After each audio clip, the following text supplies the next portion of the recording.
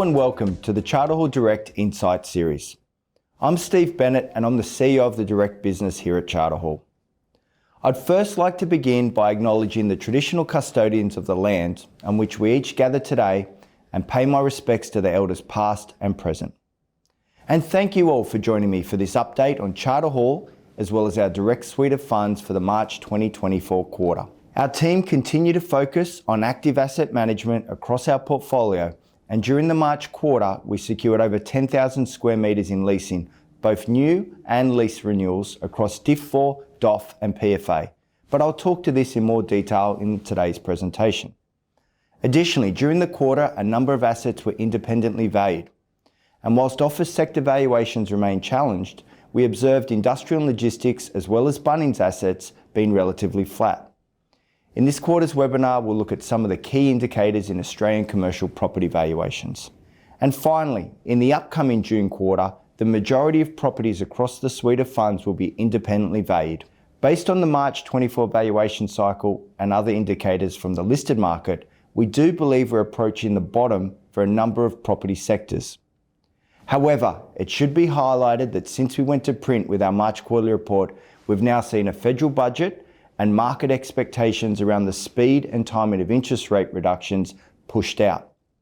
Concerns have once again emerged on whether inflation has been tamed enough to reduce interest rates. And based on very recent transaction evidence we've observed in the office sector, we are anticipating that office valuations are likely to remain under pressure at 30 June. I'd also like to remind you that we are not able to provide financial advice. Today's information is an update on our funds and the external market, but if you do have any queries that relate to your own personal investment situation, we always encourage you to consult a financial advisor and to read the product disclosure statements or information memorandums in full, and pay particular attention to the risks section. Today's guest speaker will be Jennifer Di Bartolomeo, Head of Asset Services, Place and Experience for Office.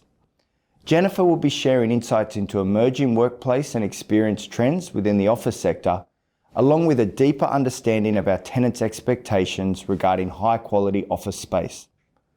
I'll also take a look at some of the economic factors impacting the Australian commercial property market. Then I'll pass over to our fund manager, Julian Menegazzo, who'll give you a more detailed update across the suite of funds.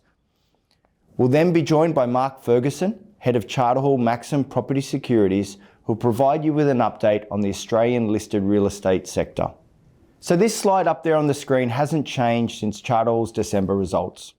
If there's one thing to take away from it, it's the number of properties across the wider Charter Hall group. There's over 1,600 and the majority of these will be independently valued at 30 June. So myself and the team will be able to provide some in-depth insights from such a wide pool of valuations as part of our June quarterly update video. This slide up here on the screen is one you may have seen before. It's a summary of the entire Direct suite of funds, and a little under $10 billion of funds under management. The thing I'd like to highlight here is that myself and the team are continuing to focus on the aspects that we can control. The occupancy rate of 99.4% on average is market leading, as well as we've been able to continue to maintain a long weighted average lease expiry of over 7 years. So what are the key drivers we believe are most impacting the commercial property market here in Australia? Well, inflation, whilst elevated, it has been able to moderate over the last 12 months. It's fair to say though that views are mixed on what the most recent federal budget will do for inflation expectations and inflation going forward. Interest rates, as you heard me mention in the introduction, at 4.35%, expectations have been pushed out on when the first interest rate reduction is likely. And return hurdles, because inflation and interest rates remain high, what you have seen is that push up return hurdles for investors in the market. It's meant discount rates have increased as well as capitalisation rates. And finally, we are still continuing to see market rental growth, particularly in the industrial and logistics sector, around 17% in the 12 months to 31 March, and certain pockets of the office market, primarily Brisbane and Sydney, which are showing real net effective rental growth. There are more challenging office markets, such as what we're observing down in Melbourne, and other markets which are more broadly flat. In terms of transaction volumes, office sector still remains challenging, down around 60% on the 10-year average. Industrial and logistics is bouncing back more quickly, but retail is still also recovering. But I'll talk to this in more detail in one of the later slides. And as I mentioned before, industrial and logistics valuations at 31 March were broadly flat, but I think we'll have a greater insight when we get the entire portfolio valued at 30 June. So the team have been busy extending leases and attracting tenants to the portfolio across all the funds. Up here on the screen, you can see a selection of some of the recent leasing deals across our office portfolio, as well as industrial and logistics. Despite what many people think, the tenancy market for the office sector has continued to be relatively resilient. However, these tenants are attracted only to the highest quality property. That suits the type of assets that our funds own, and in the industrial and logistics space, the continued low historic vacancy rates has meant we've been able to attract some higher market rental deals whenever an occupancy has presented itself. It's because of this active asset management approach why you would have just seen on the recent slide why our average occupancy rate is 99.4%. It's no doubt that there's been challenging market conditions over the last 12 to 18 month period. As the market has adjusted to the fastest increase in interest rates in the last 50 years, it's had an adverse impact on the property market. What you can see up here on the screen is the results over the last 12-month period impacted by the cyclical fluctuations which does occur in the property market. We are aware and we acknowledge the challenges that have been impacting the unlisted commercial property market, both in Australia and globally. This cuts across all commercial property managers in the country. And unfortunately, as you can see, property is a cyclical investment class, and the last 12 months for the unlisted market has generally generated negative returns. The one standout is the one right at the bottom, the Maxim Property Securities Fund, which invests into listed property securities at over a 31% 12-month return. However, you should always consider property a 5-year plus investment timeframe. So I just mentioned how property should be considered a long-term investment. Up here on the screen, you can see our suite of funds returns over both a 5-year time horizon, as well as the returns since inception or when the fund was first launched. Pleasingly, despite that short-term negative performance for the unlisted suite of funds, all of our funds have exceeded the benchmark MSCI returns since they were first launched. So moving on to transaction volumes, because this is often a key driver of valuations and what's happening in the investment markets. What we've put up here on the screen shows the various core asset sectors color-coded being office in blue, industrial and logistics in that orange, and retail in red.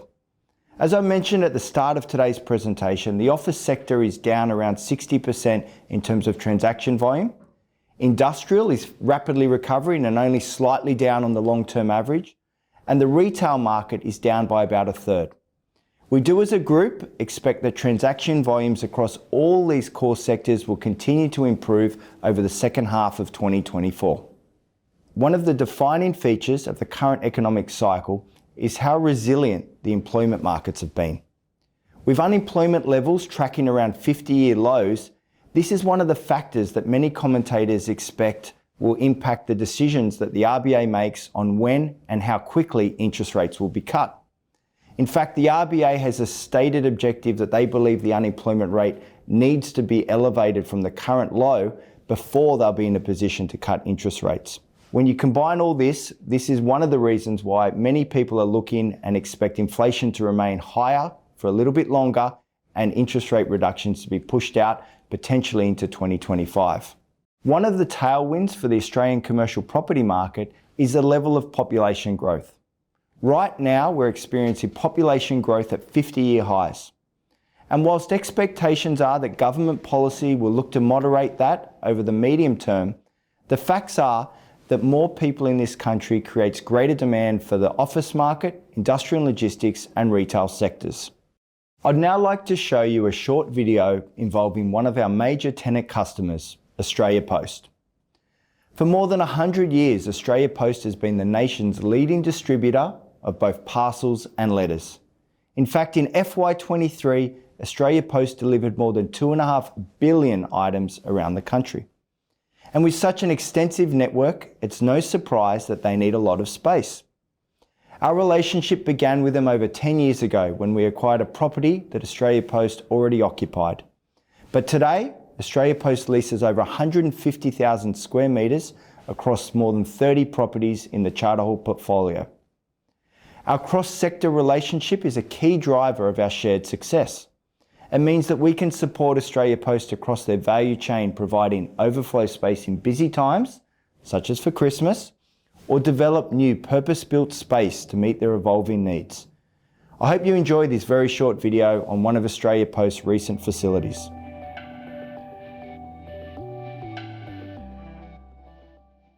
Each year we process millions of parcels and letters. Our warehouses need to run seamlessly to meet these expectations. Together with Charter Hall, we looked at things from a different perspective, innovating a solution, utilising every floor in this space to sort mail vertically.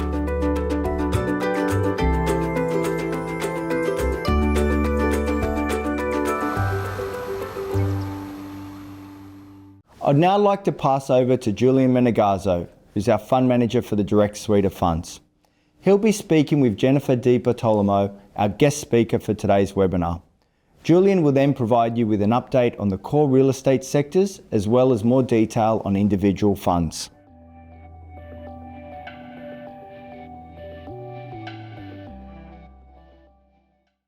Thanks, Steve.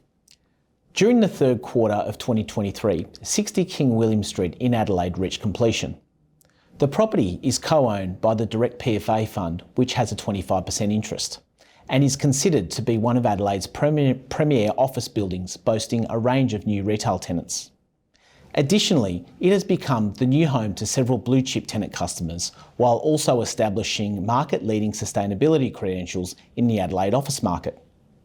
The A-grade 15-storey tower comprises of 40,000 square metres of office space, alongside a 4,000 square metre retail, food and beverage and lifestyle precinct.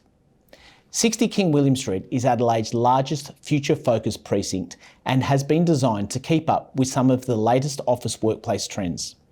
So we'll be delving a little deeper into some of these emerging trends with our guest speaker, Jennifer Di Bartolomeo. Jennifer is Head of Asset Services, Place and Experience for Office and is responsible for Charter Hall's market-leading office team. Jennifer has over 20 years' experience in customer experience, strategic marketing and corporate affairs across core real estate sectors. Welcome, Jennifer. So Jennifer, tell us a bit more about your role. Well, thanks, Julian, and thank you for having me. Look, as Head of Asset Services, Place and Experience, I do have the privilege of leading a team essentially responsible for the day-to-day operations of a portfolio of over 100 office buildings across the country. So this includes everything from property management, our operations specialists, our facilities management partners, our ESG and sustainability, customer experience and marketing, and along with, building technology and procurement. Additionally, we are focused on understanding our customers' needs and how we curate and deliver amenities and experiences that are in demand from our tenant customers. So Jennifer, what trends are you seeing across the office portfolio at Charter Hall, and what are you seeing from our tenant customers and what they're wanting? I'd have to say sustainability remains at the forefront of our tenant customer needs, and that's definitely not going away. How as landlords we can support with their ambitions, whether that be net zero. We've got some obviously great targets within the Direct portfolio. We have a lot of ESG ratings and measurement tools, which is really, really important. And so that remains a priority for us as a landlord, but equally how we can support our tenant customers with their sustainability goals. I think the next trend that I'd focus on is flexibility. And that's both in terms of flexibility of how we can support our tenant customers work differently. People are working differently since COVID. And we've got a number of different examples across a portfolio, most recently at 555 Collins Street down in Melbourne, of creating bespoke flexible spaces, whether that's to support project overflow work, whether that's to book a desk on demand, or whether that's town hall space to hold, learning development opportunities or even town halls. The other trend that we're seeing an emergence of is health and wellness. So how can we facilitate a greater sense of wellbeing, and what is the role that the office building plays in that? So we are seeing a lot of interesting things in health and wellness, no longer just reliant on end-of-trip facilities, but different things like Pilates classes, spaces to do gym classes, but also spaces to invite in allied health third parties, or even getting your annual flu shot. So there's spaces that are actually created to help facilitate a greater sense of wellbeing. The power of precincts, amenity and retail, that definitely is an emerging and has been a trend for a long time, but continues to be an important factor for our customers, as is a partnership. We are all navigating different challenges, but really there are a lot of opportunities when we work together. So that remains a fundamental trend across the board. And last but by no means least is we also need to make sure we get the basics right. So from an office perspective, in terms of property management, making sure that it is a really seamless experience and the building works. So Jennifer, just unpacking 60 King William Street in a bit more detail, I'm curious, tell us some of the considerations that went into 60 King William Street in terms of amenity and what our tenant customers really wanted out of that building. Yeah, absolutely, Julian. Some of the amenity that we spoke about and the experiences that we spoke about earlier were absolutely fundamental, I believe, to the decision-making of moving into 60 King William. And that very much was about the precincting, so the level of retail amenity. As you said, we've got 1,700 square metres of adjacent retail with Kings Lane, which really is a vibrant retail precinct, and we continue to evolve and do some really exciting things there.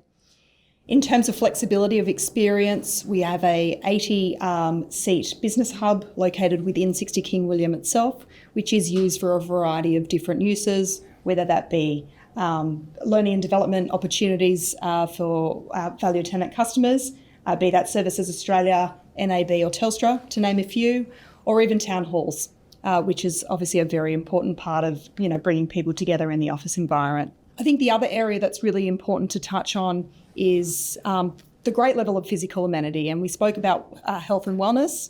So we have a fully dedicated end-of-trip facility that was created with the needs of these customers in mind, supported by a dedicated wellness facility. Great, thank you. And I guess delving into sustainability a bit more, some of the key features across our office portfolio, what initiatives did we look at and consider in the delivery of 60 King William Street? Obviously, it's a brand new building.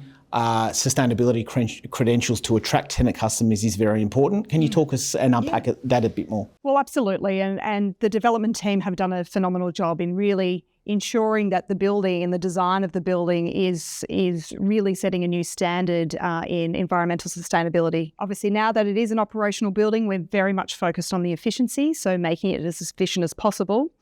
The good news is it is an all-electric building and it's carbon neutral enabled. So that's obviously a very important consideration as we transition to renewable energies. We are targeting 6-star Green Star, 5-star NABERS energy rating, which is obviously a very important metric for us. Similarly, Platinum WELL rating. So that's in terms of what are the amenities and how is the building actually helping support the wellbeing that we spoke about before. There is an absolute huge focus on waste reduction. So we are targeting a 75% diversion from landfill by 2030, which is a significant feat. But also in terms of partnership, we are working closely with our tenant customers in delivering what is important to them from a sustainability perspective. So there's a lot happening at 60 King William. Great. Sounds like there's some great sustainability initiatives being delivered across the asset and have been delivered as well.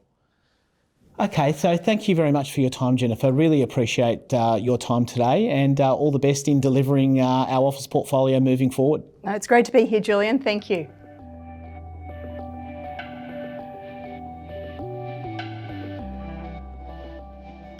Moving on now, and this now brings me to the update across the direct suite of funds for the March 2024 quarter, starting with the industrial and logistics sector. Despite the challenging 12-month period from an investment performance perspective and the continued slowdown in transaction volumes across all property sectors, the strong sector fundamentals have continued to play out across the industrial sector. As you can see here up on screen, Australia continues to have one of the lowest industrial vacancy rates globally, sitting at just 1.1% nationally. The industrial vacancy rate sits only behind the Singapore industrial market. All major Australian industrial market vacancy rates now sit below 2%. Sydney continues to have the lower vacancy rate at just 0.5%. It is expected and anticipated that the overall vacancy rate will remain relatively low due to the strong levels of leasing demand and overall national supply pipeline across 2024 being over 50% pre-committed. The imbalance between the tenant demand and available warehouse space has continued to generate significant year-on-year market rental growth across the sector. Nationally, the weighted prime industrial rental growth rate sits at now over 17% in the 12 months to March 2024. This has been underpinned by the significant annual rental growth rate across the East Coast markets of Sydney, Melbourne and Brisbane. It is worth noting, however, that the market rental growth numbers up on screen are the weighted average rental growth numbers across the entire industrial sector and does not necessarily translate into income growth at these levels across the existing Charter Hall industrial portfolios. Whilst the Charter Hall asset management team are focused on unlocking market rental growth where possible, access to this is generally limited to market rental growth reviews built into existing leases, existing vacancy, and any upcoming lease expiries across the relevant portfolio. The first fund I will cover today is the Charter Hall Direct Industrial Fund number 4. DIF4 has a portfolio value of $3.3 billion across a portfolio of 56 directly held industrial assets. DIF4 remains fully occupied at 100%, with the fund providing investors access to a long 9.8-year weighted average lease expiry profile and over 20% of the fund's income linked to annual CPI rent reviews. You can see on the right-hand side of the screen the geographic diversification, with 65% of the assets within the portfolio weighted to the eastern seaboard markets, providing investors access to a quality portfolio of industrial assets across all major markets. DIF4 is open for investment, providing access to a resilient and diverse income profile. The fund has produced an 8.4% per annum return since inception in 2016, and this is well above its benchmark of 4.6%. The next fund I'll cover today is the Charter Hall Direct Long WALE Fund. LWF has a portfolio value of $349 million across a diversified portfolio. The fund provides investors access to a number of property sectors you can see up on screen. This includes the industrial and logistics sector, social infrastructure, office, and long WALE convenience retail sectors. Having access to a diversified portfolio across a number of sectors can be beneficial, as the fund's investment strategy can adapt to the changing conditions across the commercial property market in various cycles. The fund benefits from a 6.7-year weighted average lease expiry profile, 99% occupancy, and targets properties with long leases and structured rental increases, and is also open for investment. This fund provides investors with a regular monthly distribution. Moving across now to the office sector. The bifurcation between the prime, being the better quality assets, and secondary assets continues to increase, and the flight to quality trend has definitely continued. Up on screen, you can see the annual growth in prime occupied stock of close to 250,000 square metres, remaining broadly consistent with the 10-year average. The contraction on the right-hand side, being the secondary space, was more pronounced, decreasing by over 253,000 square metres over the past 12 months. As we have highlighted on a number of occasions, tenants are preferencing well-located, better quality assets offering good amenity and sustainability ratings, now becoming a mandatory requirement in tenant briefs across the office market. The higher cost of capital, increased construction costs, and challenging market conditions continues to reduce the forward supply office pipeline. You can see up on screen forecasts for the Sydney, Melbourne and Brisbane East Coast CBD markets between 2024 and 2027. Supply has reduced by over 18%. Whilst we don't see the overall benefits of this reduction over the short term, limited new supply moving forward will support the office sector's occupancy and rental growth over the medium to longer term. You can see up on screen how the occupancy rates across our office funds in DOF and PFA compared to the Jones Lang office data. DOF and PFA sits at 99% against Jones Lang's data at 85%, and this has been a trend that has continued across both DOF and PFA over the past 10 years. Whilst the office sector performance remains challenged, the team at Charter Hall are extremely focused on keeping the portfolio across DOF and PFA full and above the research and occupancy data provided by the market. Moving now into the office funds, and I will commence with the Direct Office Fund, which is our largest office fund across the Direct suite of funds. DOF is a $2.7 billion office fund, and its investment strategy focuses on core CBD and established Australian office markets. 34% of the fund's income is underpinned by the Australian government, and 58% of the fund's overall income is secured by the top 5 tenants you can see up on screen. DOF provides investors with regular quarterly distributions, with the annual distribution rate at 6.1% based on the latest unit price. The fund benefits from a very high occupancy rate of 99% and a weighted average lease expiry profile of 5.8 years. Despite the challenging 12-month performance, DOF has provided investors with a 9.8% total return per annum since the fund's inception. During the quarter, DOF sold one of its assets over in the Perth office market, being 181 St George's Terrace. This property was identified as non-core in the fund given the size and location of the asset. The divestment is in line with DOF's portfolio curation strategy, with the sale proceeds utilised to lower the fund's overall gearing level. Our other sector-specific office fund is the Direct PFA Fund. PFA also benefits from a very high occupancy rate of 99%, has a portfolio of $1.9 billion of office assets spread across the Australian office sector with a weighted average lease expiry profile of 5.4 years. The PFA Fund has a focus on properties leased to both state and federal government. These government rental streams account for over 60% of the overall net income within the fund. PFA provides investors with a regular monthly distribution, with the annual distribution rate at 7.1% based on the latest unit price. Management continue to work through the capital management strategy of the fund and continue to focus on providing liquidity to those investors that elected to redeem. The Wholesale Property Series No. 2 Fund, or WPS2, is open for investment to wholesale investors as defined by the Corporations Act. This fund provides exposure to a diversified sector allocation across core real estate sectors including social infrastructure, industrial and logistics, office and long WALE retail, as well as a small allocation to listed AREITs. WPS2 provides access to some of the highest quality assets across the market through Charter Hall's wholesale funds and partnerships. During the quarter, the board approved the extension of the fund's equity raise period by a further 12 months to July 2025. This extension will provide the fund the opportunity to capitalise on potential pricing dislocation as well as new opportunities that have emerged and begun to emerge from the current stage of the cycle that we are currently in. The fund is well positioned, open for investment and has a minimum investment of $250,000. I will now cover the fixed life funds. During the quarter, management communicated to all BW investors relating to the fund's review event. Pleasingly, BW investors voted in favour for the trust to become an open-ended fund with 5-year rolling investment periods. We would like to thank all investors in BW for their continued support. DIF3's review event is approaching in Q3 this year. Once the fund strategy has been finalised, we will be communicating with all DIF3 investors in relation to the review event.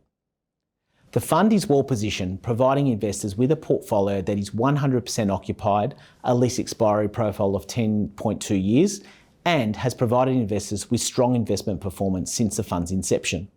The final fund I'll be covering today is WPS1, and the fund remains in its 3-year investment period. This fund has provided investors with investment performance above its benchmark since it was launched. WPS1's realisation period is over 3 years between 2025 and 2028. I will now hand over to Mark Ferguson, Head of Charter Hall Maxim Property Securities, to take you through an update on the AREIT market and the Charter Hall Maxim Fund. Thank you.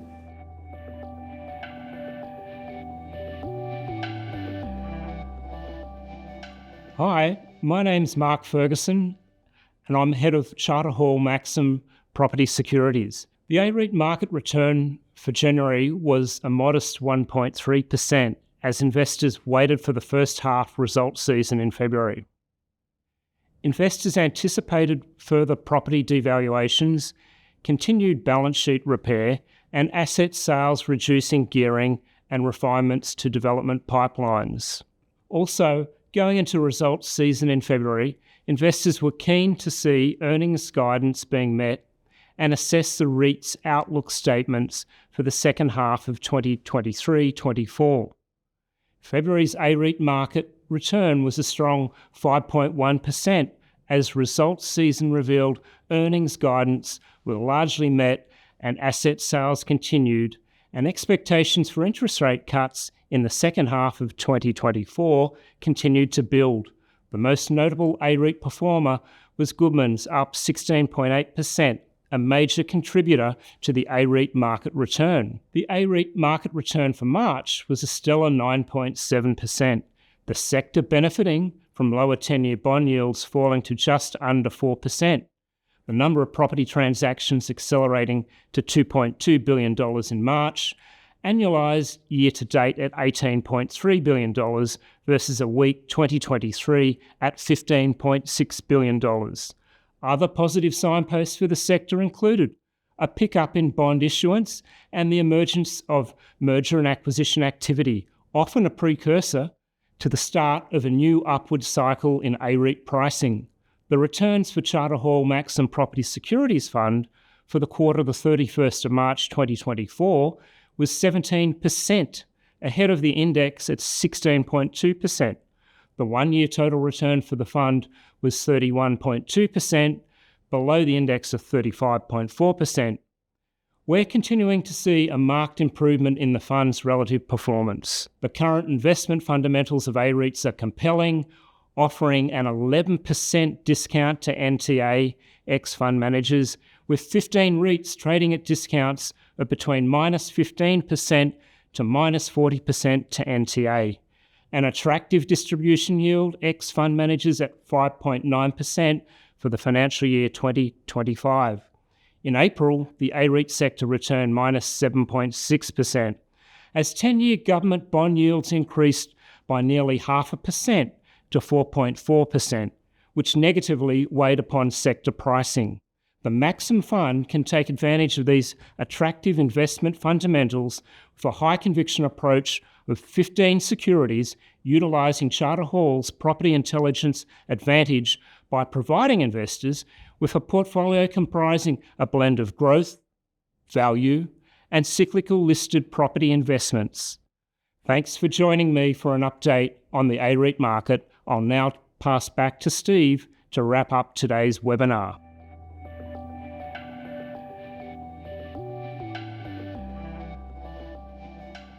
Thanks, Mark, and thank you to all our guest speakers today. That concludes our update for the March 2024 quarter. Thank you very much for joining us. If you have any questions on something you've heard today or require more information, please do contact our team, whose contact details are up there on the screen. Thank you very much.